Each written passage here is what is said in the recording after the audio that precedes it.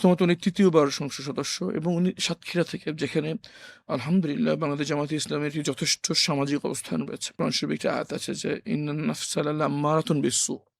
আল্লাহ বলেছেন যে মানুষকে সৃষ্টি করা তো হয়েছে অপরাধপ্রবণ হিসেবে। দুর্বলতা তার মজ্জাগত। কেউ এই ভুলের ঊর্ধ্বে নন, একমাত্র নবী রাসূলগণ ছাড়া। আমি বিশ্বাস করি হয়তো ভুলটা এই যে কারণেই হোক, আমি বিশ্বাস করি যে উনি অনুতপ্ত। উনি হয়তো স্বেচ্ছায় পদত্যাগ করবেন বলে আমার দৃঢ় বিশ্বাস। ৭০ অনুচ্ছেদ অনুযায়ী ওনার সংসদ সদস্য পদ যাচ্ছে না, বাতিল হচ্ছে না। জি, জি। আপাত দৃষ্টিতে যদি আমরা পড়ি তাহলে এটাই মনে হচ্ছে, এবং নজিরও রয়েছে, যেটা আমি লতিফ সিদ্দিকীর ব্যাপারে বললাম।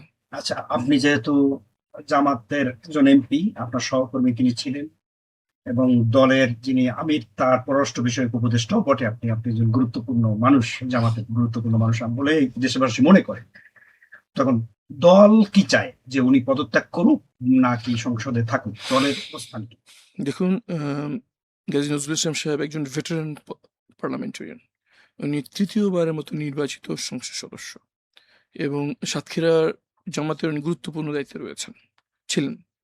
উনি একজন বীর মুক্তিযোদ্ধা।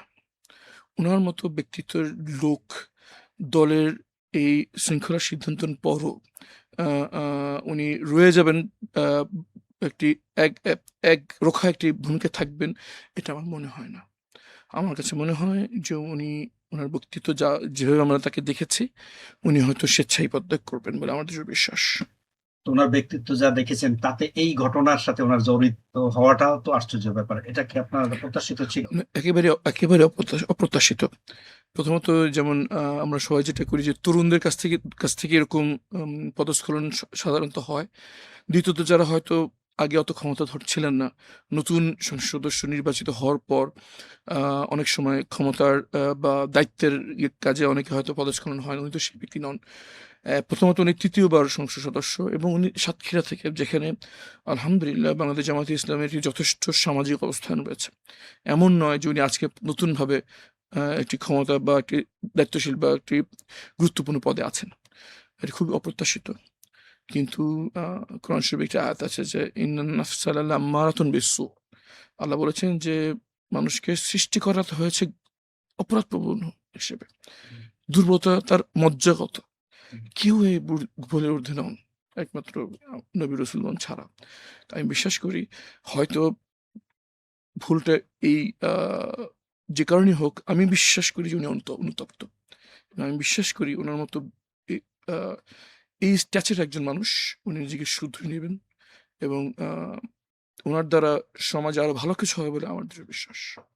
কিন্তু উনি তো ধরেন সংসদ সদস্য হিসাবে থাকলেন না বা থাকলেন, উনি কিন্তু কিছু আইনগত জটিলতার মধ্যেও পড়বেন, যেমন যে মেয়েটার সাথে উনি বিয়ে দেখিয়েছেন সে বিয়েটা প্রপার হয়েছে কিনা, জি, তারপরে তার বিয়ের বয়স হয়েছে কিনা, জি। এসব যেমন জটিলতা তো নিঃসন্দেহে।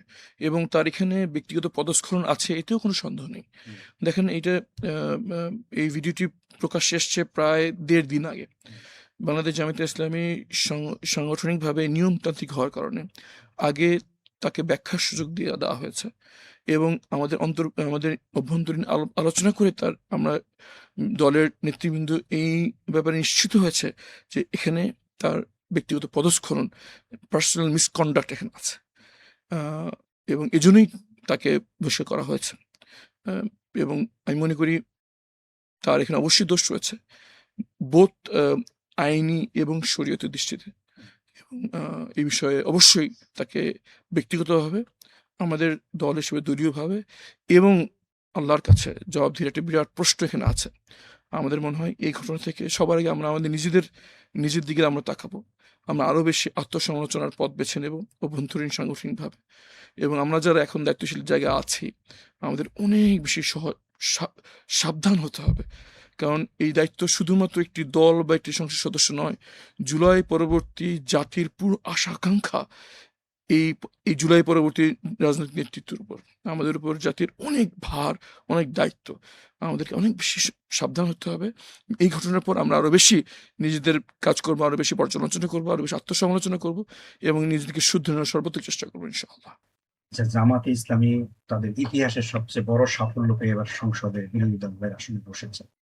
তো সরকারের সাথে তো একটা প্রতিযোগিতা আছে, অন্যদিকে আওয়ামী লীগও আছে যে জামাত কোথায় ভুল করে তাদেরকে একটু বেকায়দায় ফেলা, সমালোচনা করা।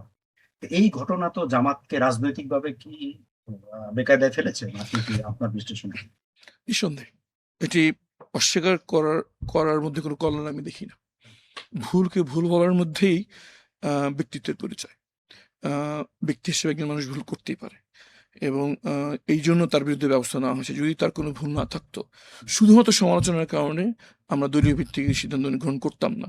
কারণ আমরা মনে করি যে জনস্রোত এবং জনগণের জাস্ট একটা প্রেশার আসলে এই জন্য কোনো সিদ্ধান্ত নিয়ে নেওয়া, এটা আমাদের দলীয় কালচারের মধ্যে নয়।